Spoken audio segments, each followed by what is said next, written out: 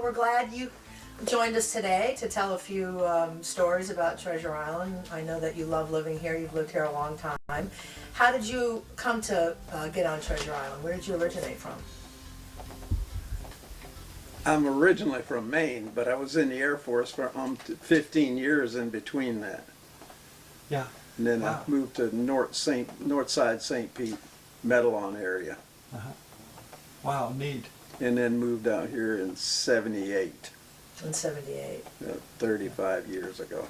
And you're riding a bike all over the island. How many miles a year are you putting on that bike? I'm doing 5,000 miles a year. Unbelievable. And that averages how many a day? Don't you have it figured out like that?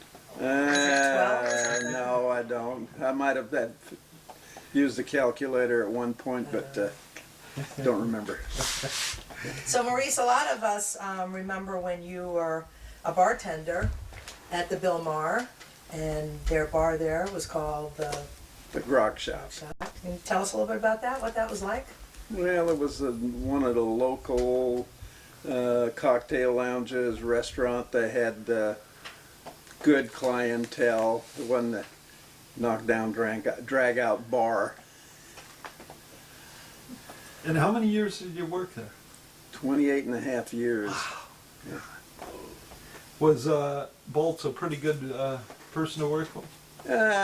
Do I have to put that on tape? No, we'll probably edit it No, out. he was pretty good. He was pretty good, as bosses go. Yeah, and Russ was a good guy, the old dog, Yeah. the owner, the developer. But his son really ran it for a lot of years, till they decided to sell it, and now they're sorry they did. Yeah, I'm sure. I'm sure. That's as of this past Mother's Day that I saw him last time. No kidding. So go. Did you love working there? Was it a great yes, job for you? for many years it was really a great place to work. Last few years it was getting to be a burden. It was not so much the customers as the people I had to work with. Yeah. Yeah. Yeah. To be famous for my Brandy Alexander, That's Golden right. Cadillacs. Oh yeah. Wow. Yeah. Yeah. 30 years as a bartender, never drank hard liquor. Really? Still don't. Wow. That's. But I've drank a lot of tractor trailers full of beer in my day. And that's why Boltz liked you so well. Yeah, And, probably. You know, you must have had a lot of people that were pretty important people in there, huh? Oh yeah, we had a lot of doctors, lawyers, and all that came in there. It wasn't just boat builders. Charlie Morgan used to come in there. Rob Valdez from Endeavor. And there was a lot of locals. That was the local hangout in those days. Yeah. That 5 o'clock crowd was Oh, yeah, always big. yeah. Big. 5 crowd. o'clock crowd was big. Yeah. Yeah. Now, how about any celebrities? Well, when they developed mansions in the 70s, the building sat there as just a shell for how many years? I don't remember. Yeah. And Probably then when 7. they started going again to refinish it, finish the insides, Bob Barker was the promoter that they had brought in, and he was staying at the Bill Maher. And him and Russ, the old dog, used to go to the King's Inn for dinners across the street, where Walgreens is now. Lenny D. No, it was before Lenny D. Oh, really? Yeah.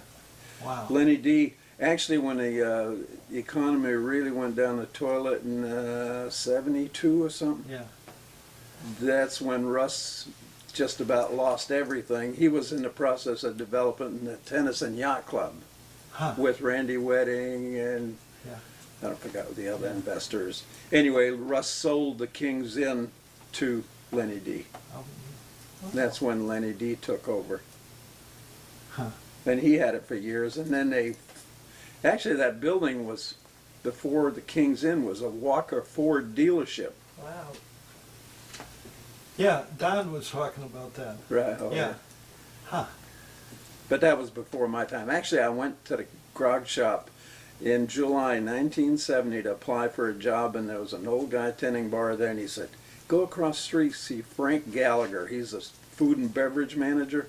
He was a teacher at St. Pete JC. He taught hotel motel management, and he was the food and beverage manager. And I applied for the job there at the King's Inn, and that was Friday or Saturday. I went home and I started working at the yacht club downtown on Friday night.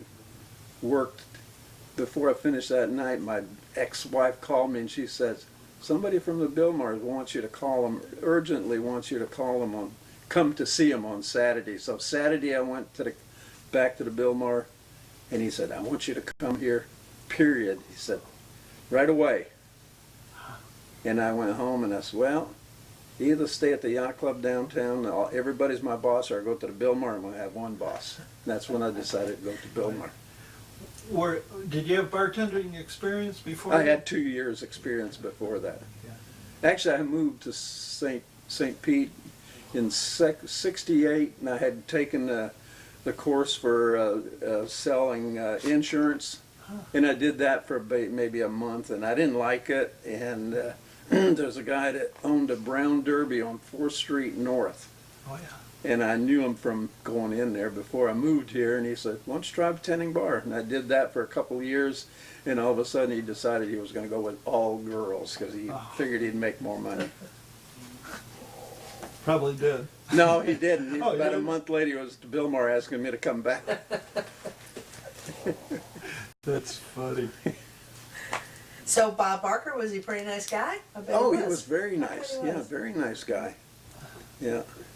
And other than him, Soupy Sales was in it Oh, a for long time. goodness sakes.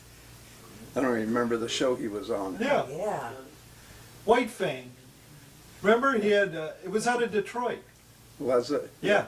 He had a the cousin Soupy that Sales Show. Yeah. Right, he had a cousin that lived in town, and he come to WXY, Sakes. WJR or WXYZ. It's out of He was Detroit. big on the pie in the face, wasn't he? Oh, Soupy yeah, Sales? always. Right. And, What about that? Yeah. White Fang was his toy that he always, Really? the puppet that he always, Right.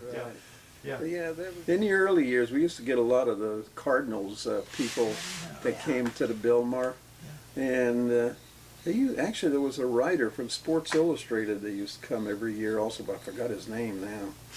That was a long time ago. Any fights from those guys? You know, never. Yeah.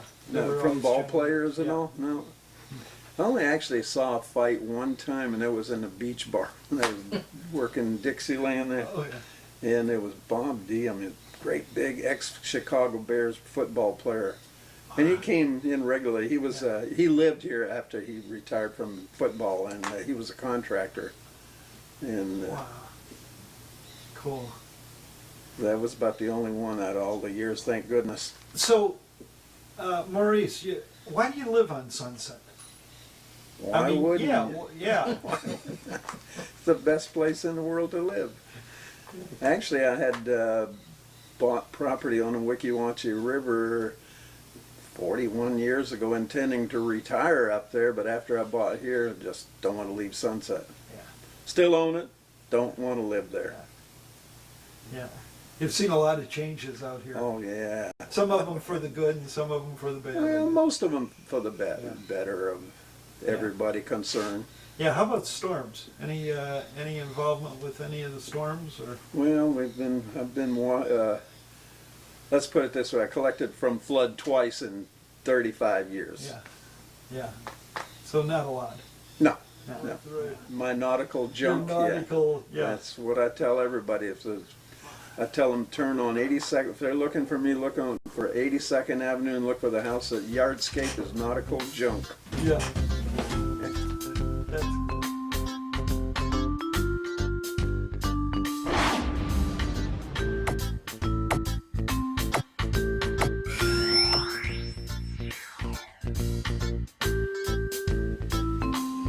we hope you enjoyed the history and the tales of Treasure Island. There's more to come. We have over 57 hours of the tales of Treasure Island. So as soon as we can get them to you, we will. Thanks for watching Tales of Treasure Island.